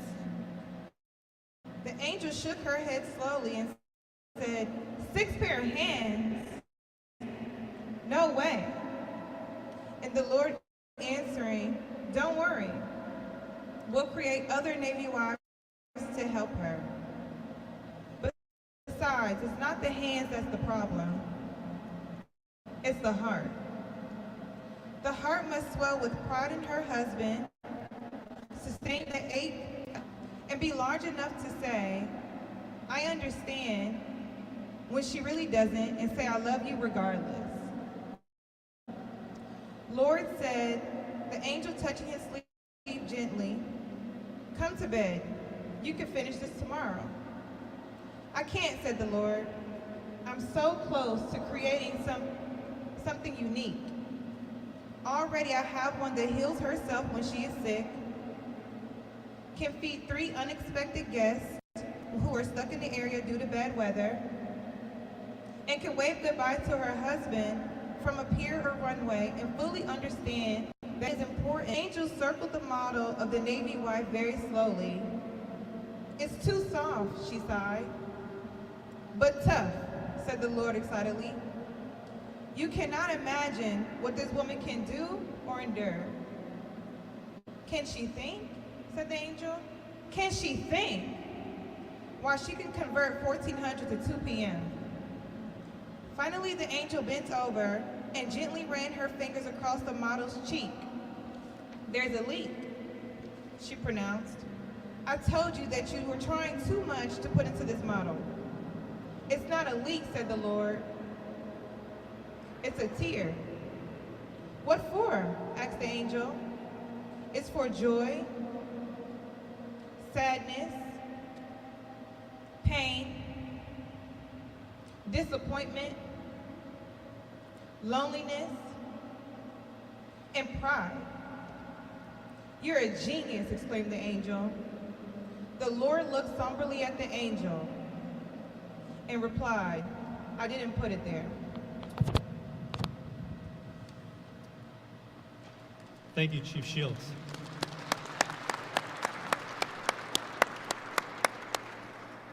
We will now present Master Chief Banks with the U.S. flag to honor his service. Old Glory will be read by Chief Newsom. Flag detail. Post.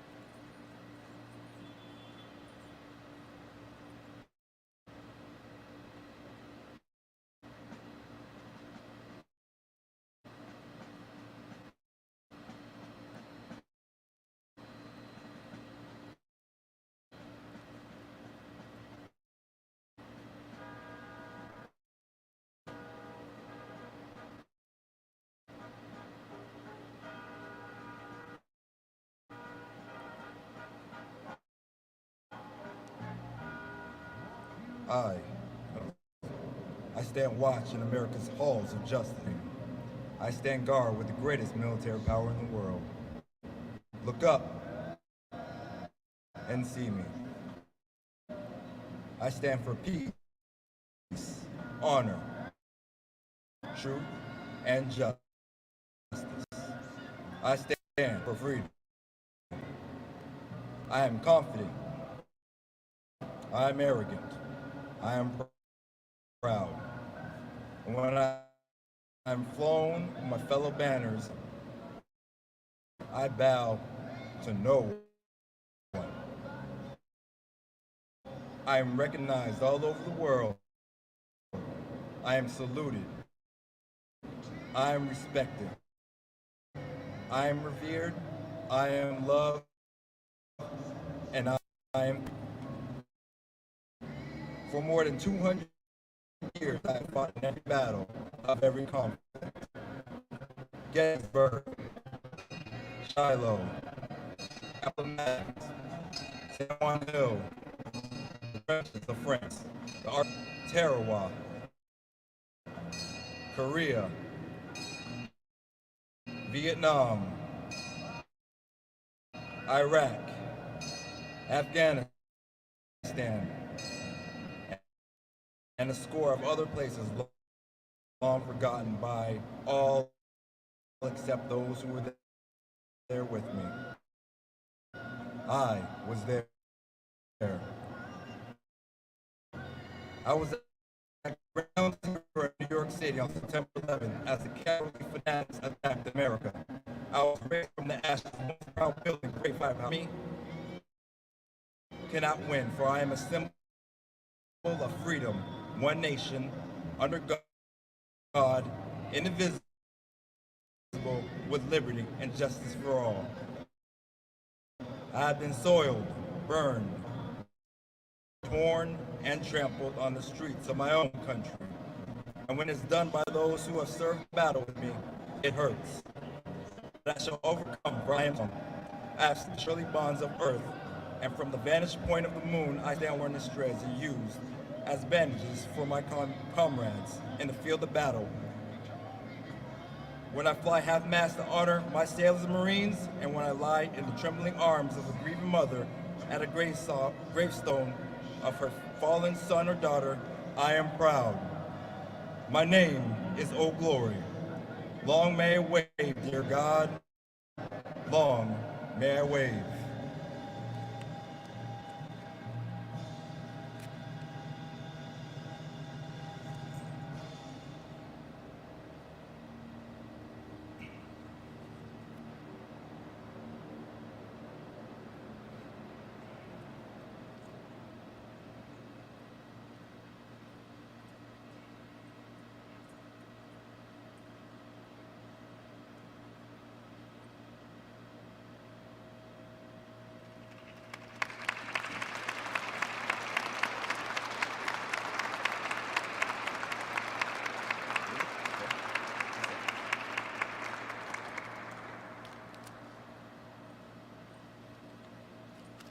Flag detail, post.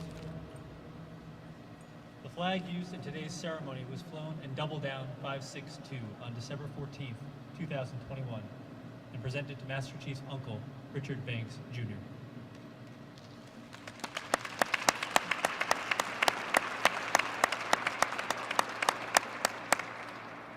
Chief Jones will now recite the watch.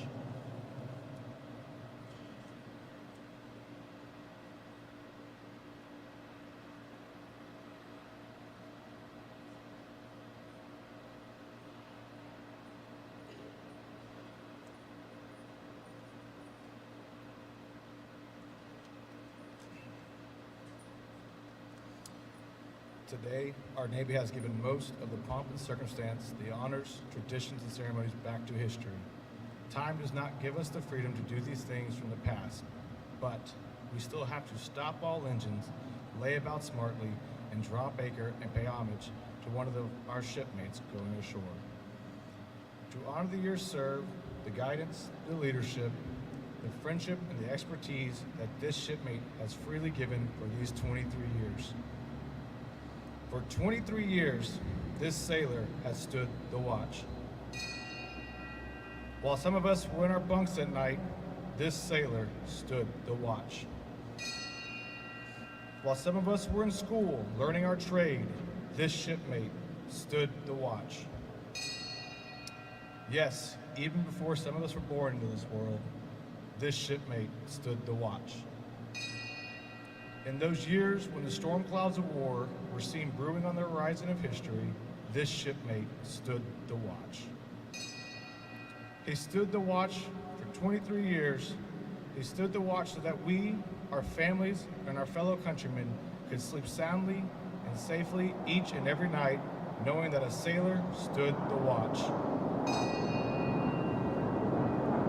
Today, we are here to say, shipmate, the watch stands relieved by those you have led, guided, and trained. Command Master Chief Banks, you stand relieved. We have the watch.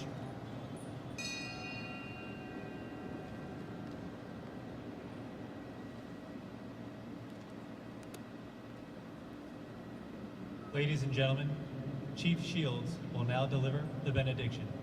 All guests, please rise.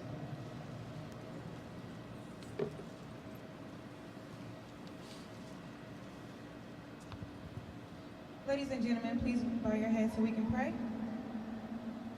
Dear Lord, I would like to thank you for all that you have shown us today. We've seen the love and the compassion that has kept this Banks family for all of these years. We thank you for allowing all of the speakers to share their fond memories and words of wisdom with all of us. Lord, we ask that you continue to keep your arms around this family and that you just bless all of their future endeavors. God, you're the only one that knows what's next. But we ask that whatever that is, that the Banks family be open to receive it with obedience and with faith. Lord God, please continue to bless their children as you have given them an excellent example to follow. We ask all of these things because we know that you are more than capable, and we look to you to just guide us and them on their path that you have already established.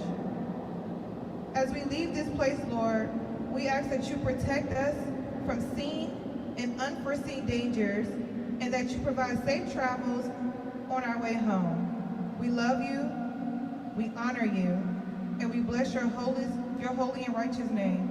Amen. Thank you, Chief Shields. Please remain standing through the end of the ceremony. Ladies and gentlemen, Command Master Chief Banks will now report to Commander Short and request permission to go ashore for the last time. Bosun, stand by to pipe the side. This order has been passed on naval ships from the 1500s through today.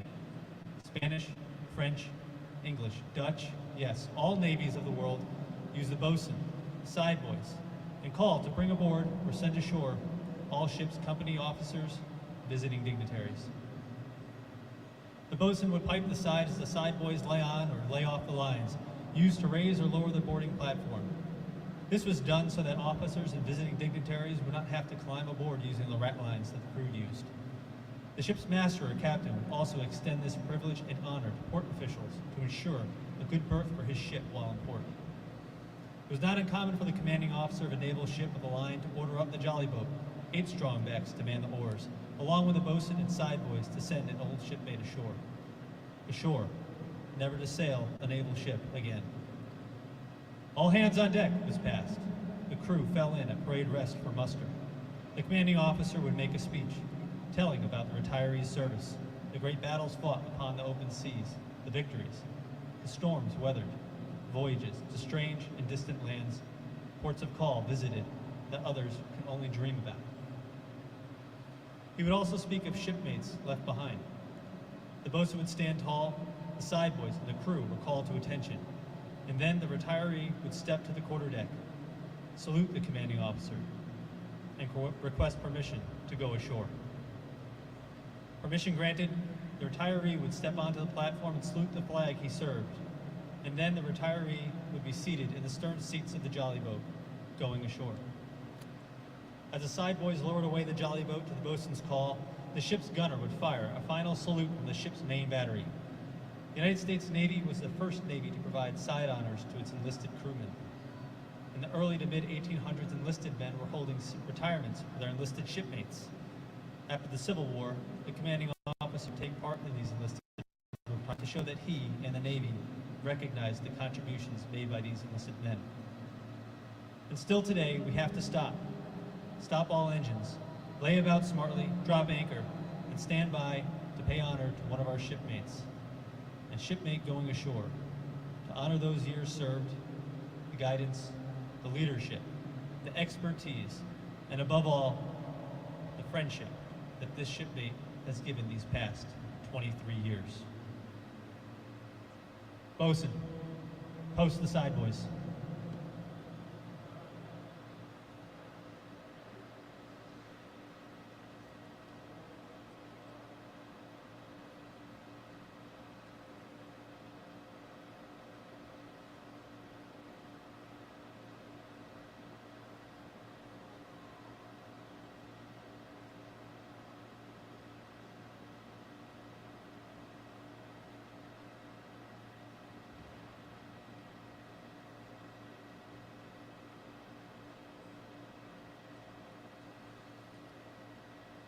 Bosun, stand by to pipe Command Master Chief Banks ashore.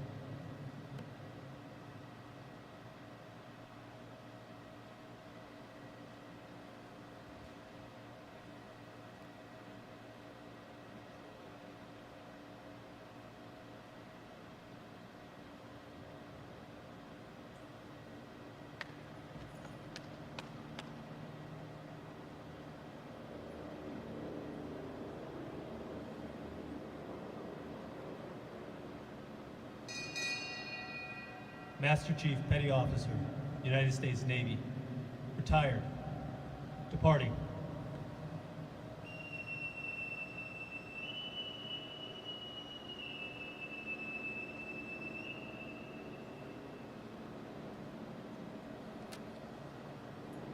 It has become customary following a retirement for the family to be piped ashore, honoring them for their contribution to their husband, father, and son's career. Chief Petty Officers, past and present, man the rails.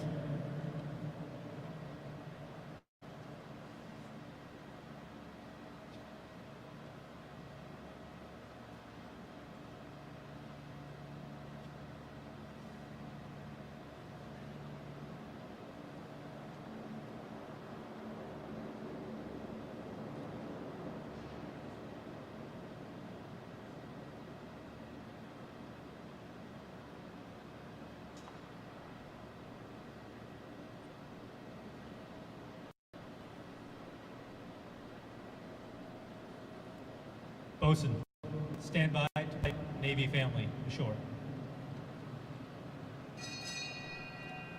Navy family departing.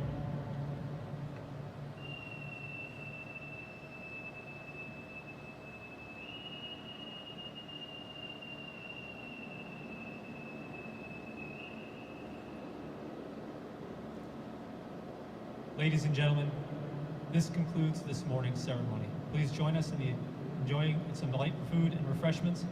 Commander Master Chief Banks and his family thank you for being a part of their special day and wish each of you a blessed weekend.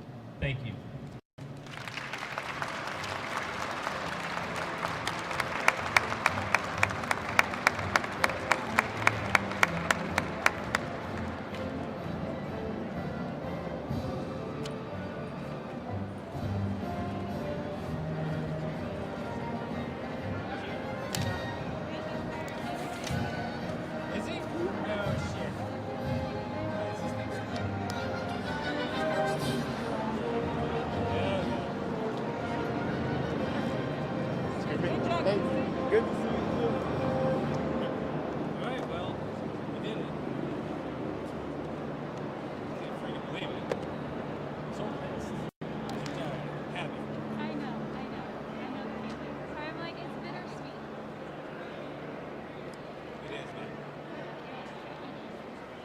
Probably in the sidebars. Oh yeah, he was sitting next to me. So. Oh, get out of town. Look at you. Hello, you only need. How you doing? Good, how are you? I'm good. I'm so happy you made it. Yeah.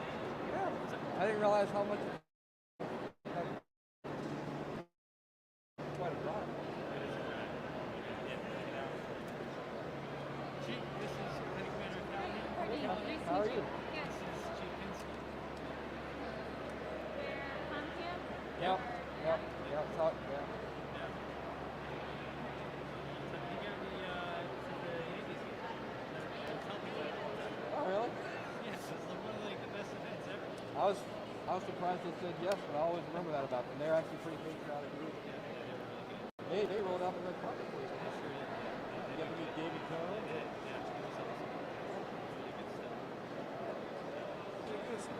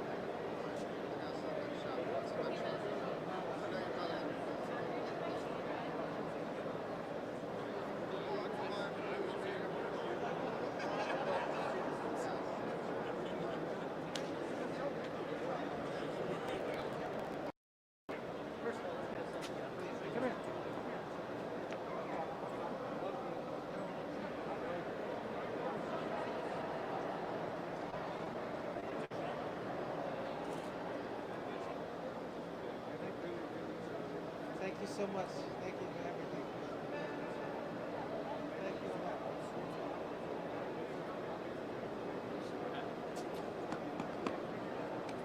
I'm shocked at the stories. Yeah. Because I'm like, when you know, I love the story. I'm like, I didn't confirm them. They're not exactly true or false. They're just stories. They're alleged. They came from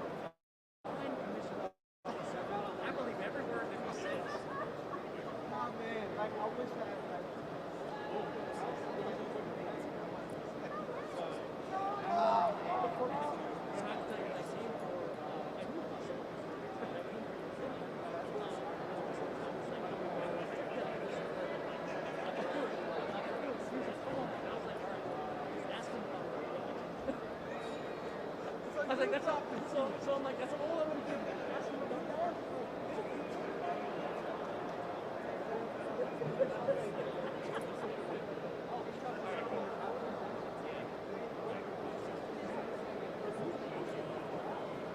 Come in, man. Ladies and gentlemen, Theodore Roosevelt. You gotta be in the mic.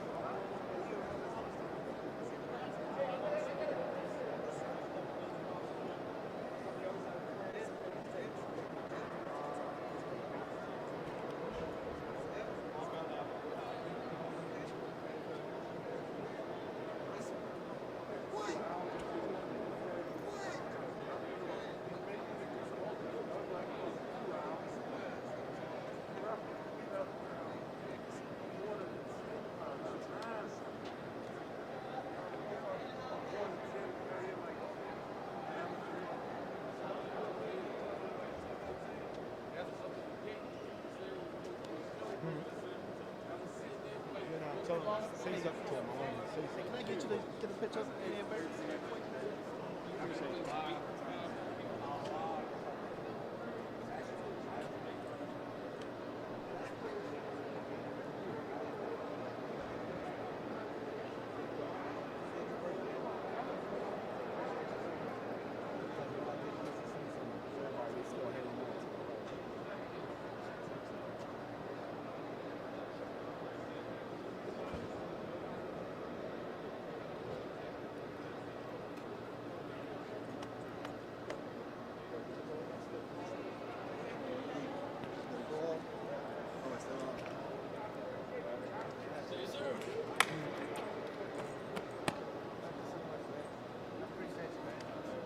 yourself, Mrs. Miller. Thank you so much. Sure appreciate you. Good, man. I'm trying to be like you with that silver beard. I'm well on my way. Good time, man. I fucking love you, man. I appreciate you so much.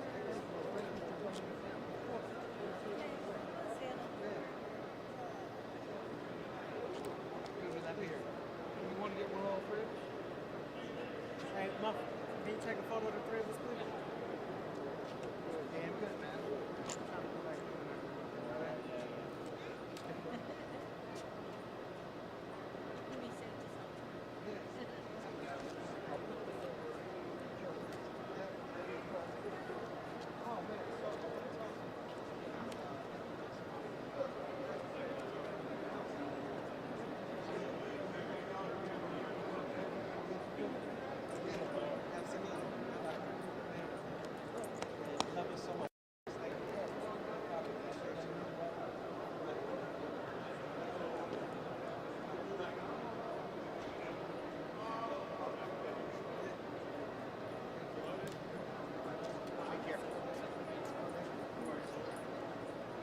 Sammy. See you, Sammy. All right. Brother, it's always good to Where are you living at? I'm in Philly. You're back home. Okay. Okay. So next time y'all out there cooking out, invite me. I'm only probably 2 hours. I'll everybody. The kids all grown. Everybody else just me. Well, just me. And I'm actually the fastest. And my wife. Down. What? No, she's gonna be. We good friends. Got a beautiful granddaughter with me. I'm got foster. So I become Grant. She's 12 years old, summer old. Of course, look, I'm gonna text her.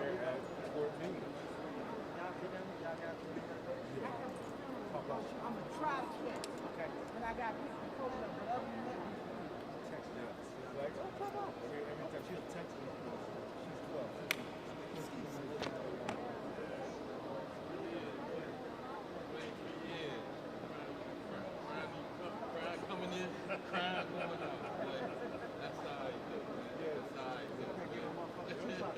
I told her she was called the girl. It don't bother me. My father's wishes. Well, now that I know you're only 2 hours away, you know, I got to get back into doing some barbecue and bring the whole family around. When the weather breaks, because, you know, obviously we had the pandemic and then the weather. Yes. Right. What do you do? Yeah. I've been a recruit. I've literally been in my house. Only been when I was working jobs.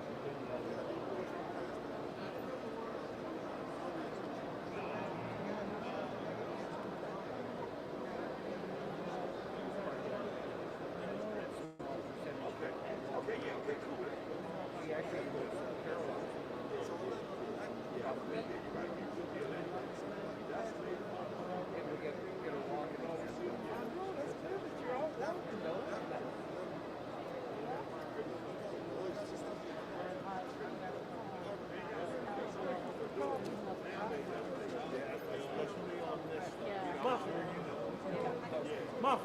It's hard, and it's not non-skid, but it's hard. You hit it. So are you going to be up to Mike? Yes, he was just telling me, so I'll be definitely. I got a jar of honey. Yes! Oh, glad you still there. Oh yeah, this turned into, I don't know if last time we talked, but yeah, it turned into a business.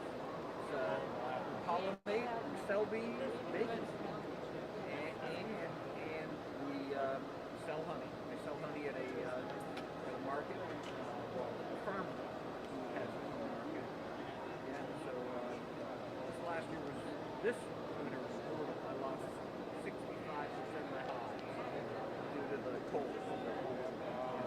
But we'll recover, and things kind of slow down a bit, and that's why, you know, do a barbecue probably around summertime.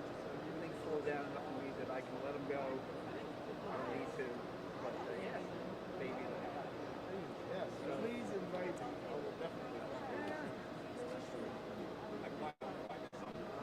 I don't know if you were aware of it, but before Herb left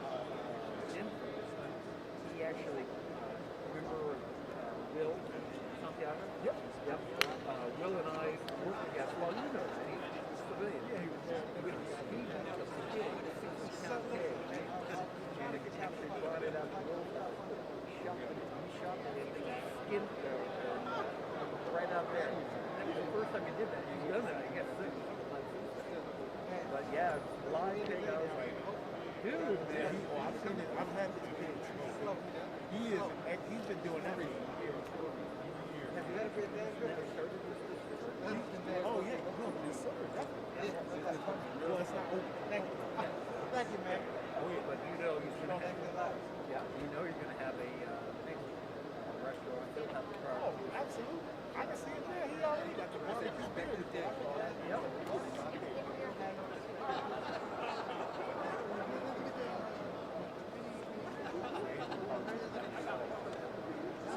Well, he's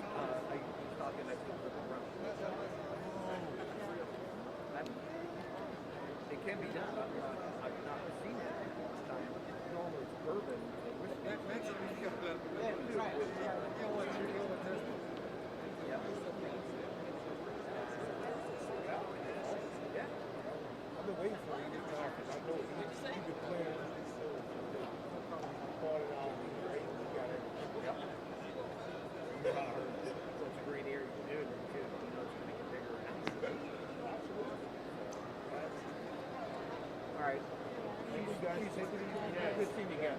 Please, yeah, let me know. We'll get a bunch of people. The old crew back. Absolutely. So, take care. All right, y'all. You did a great job. Yeah, no, it was typical fashion. I'm gonna.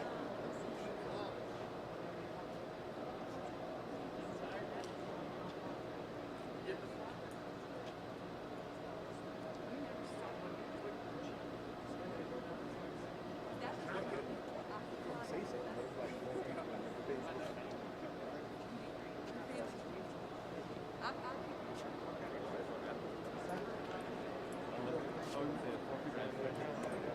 that's why you can't, when they online like that, you gotta hit it, and then you do the same thing as happened on the That's what you knew about the model. Because I saw that.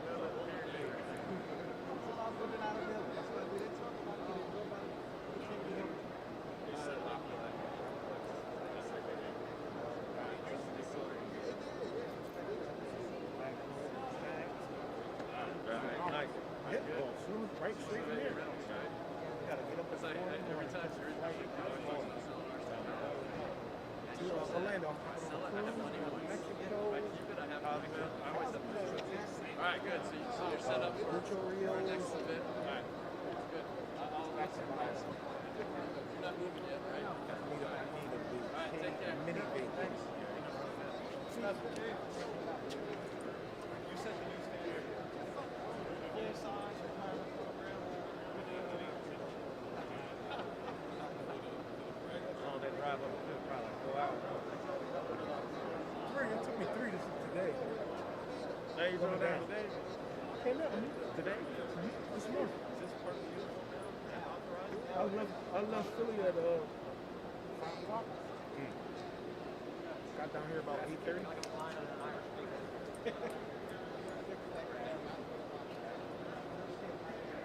Her. You act like you didn't know who I was.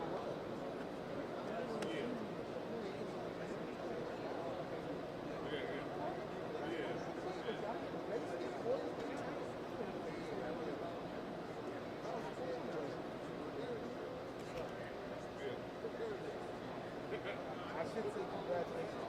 Yeah, man, you got it.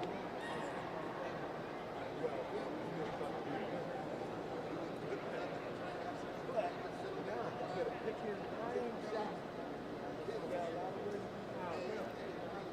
I'm sure he's giving it to you in life.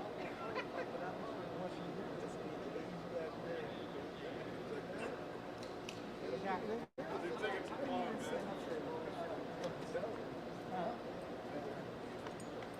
Please.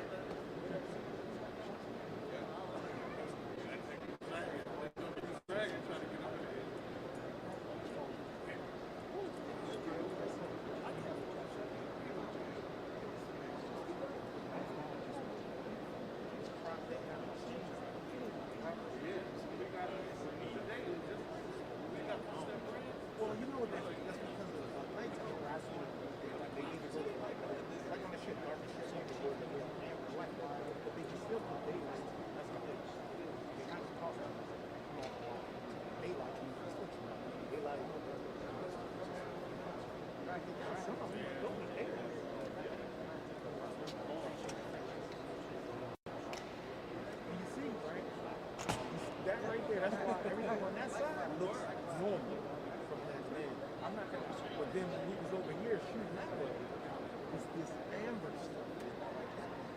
Red tinge.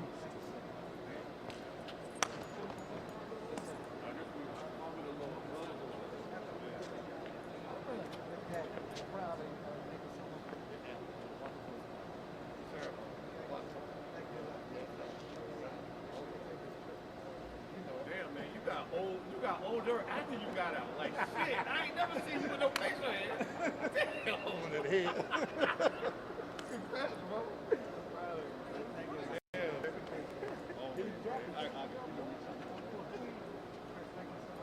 Oh my God. Yeah, that's cool. That's cool.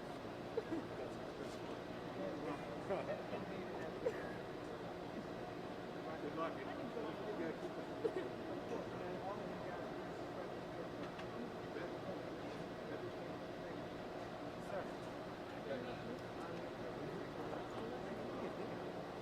You good now? It's your cells. Now you gotta remember your cells that you was putting up. How have you heard from any of them? I realistic Kennedy. Yeah, I see. I saw she definitely thank us. It's realistic.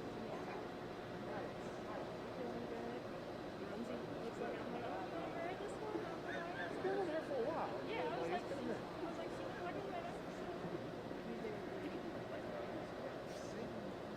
Kennedy, he got out. So he's doing his own like independent photography. I know, I saw it somewhere. I don't know if it was on TV. I saw him like in a commercial. So, I was like, that's Kennedy. And went onto his page and showed up. He was like, yeah, I was like, on his bike.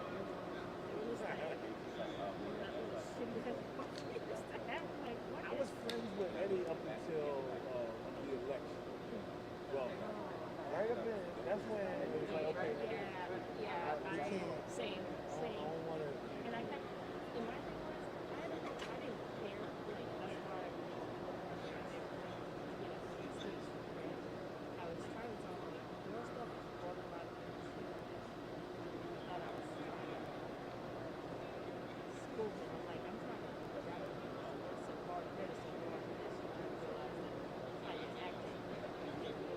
Who's this? Social media. It can be a help in an NJP. I do understand that, right? Like, If it wasn't for his wife, I mean, look, you would be better if it wasn't for his wife. oh yeah. I kind of, I believe that that's what is the safest. Yes. Get home, have a club, be like, hey, come on, Eddie, we got the play. You know what I'm saying? That's the part. I'm thankful for it, but when it comes to, I hope, I don't know any of the sales.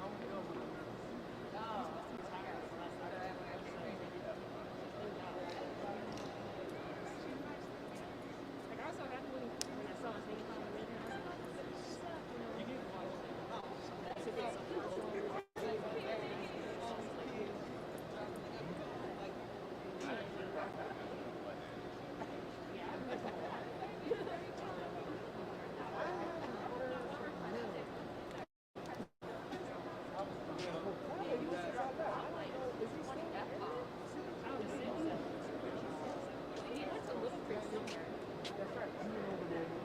So he would, if he didn't make TV, he was going to.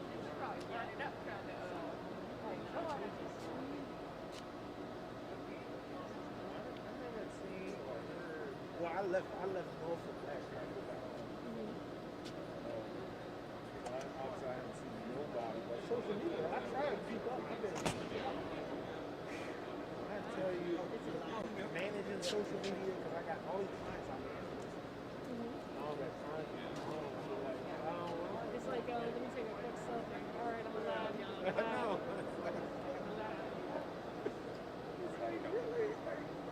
It don't even touch me. I'm like, no. And it's like, you know what? Let me just post it. Because my kids or something like, no, what's going on, guys? I'm like, you ain't posting it.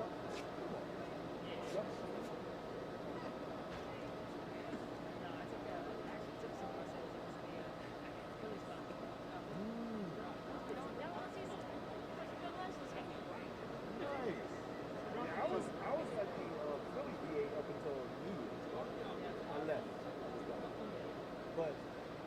back home has been such a blessing because hosting the children and helping the mother out.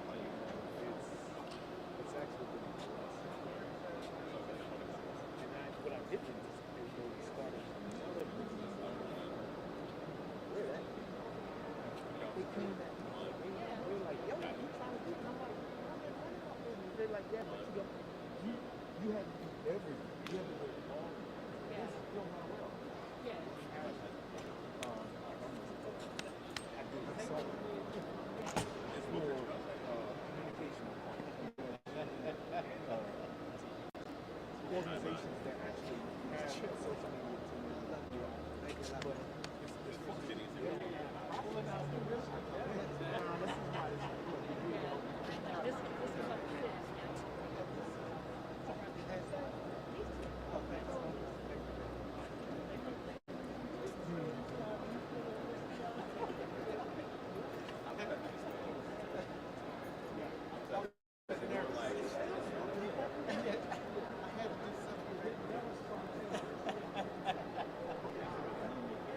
All right, as y'all can see, he's still talking. I'm trying to get him to come over here to say something to y'all because I know y'all been hanging on, so keep hanging on. He's coming.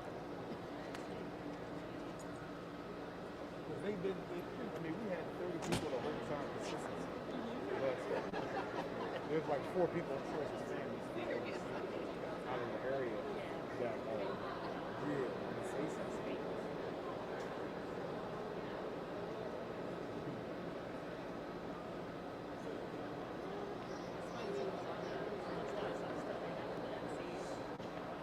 Me and Gail, I was telling them, like, you know, I gotta go to the shipyard, we're doing the shipyard stuff. There's other stuff that's stuff. You're a Honda sneakerhead, I'm a sneakerhead. Let me see if we tie into the scene.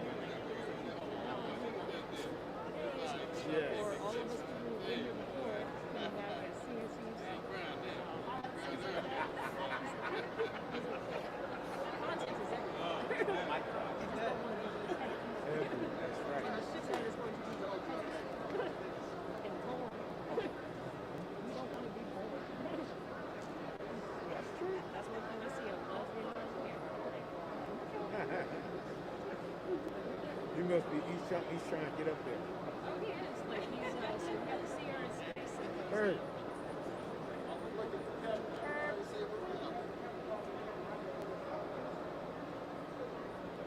As the admin assistant, you have fans. That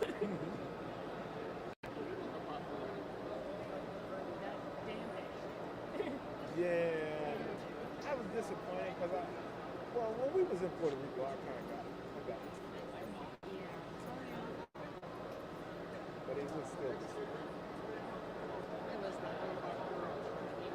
when I made it, he did it. He stomped off. I'm like, okay, dude, like you got a lot of growing up to do. You have children, which is sad. That you still have a lot of growing up to do. Yeah, that's the part. And That's the scary part because He- sphere of influence. he first would come on my post and say stuff, or he would say stuff because my friends would say something. And I told him, I inboxed him, I said, hey, I said, listen, you're free to